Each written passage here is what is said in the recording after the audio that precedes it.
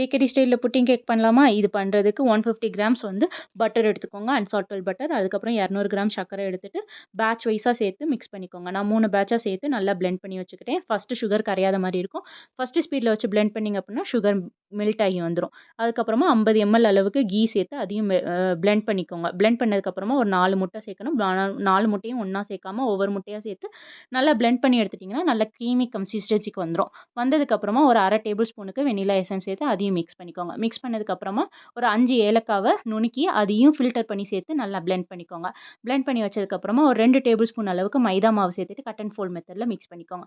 Mix பண்ணதுக்கப்புறமா bread 230 grams of bread எடுத்திருக்கேன். இந்த பிரெட் சூடு பண்ணிட்டு அடுத்து பிரெட் கிரம்ஸ்க்கு அரைப்போம்ல, அந்த மாரி அரைச்சுட்டு கட் அண்ட் ஃபோல்ட் மெத்தட்ல மிக்ஸ் பண்ணி வச்சுட்டு ஓவன 180 டிகிரில 10 மினிட்ஸ் ப்ரீ ஹீட் பண்ணி வச்சிருக்கேன். அதில ஒரு 30 டூ 35 மினிட்ஸ் வச்சு பேக் பண்ணி எடுத்துட்டீங்க அப்படின்னா, பேக்கரி ஸ்டைல்ல புட்டி கேக் சூப்பரா ரெடி ஆயிடுச்சு. மறக்காம சப்ஸ்கிரைப் பண்ணிக்கோங்க.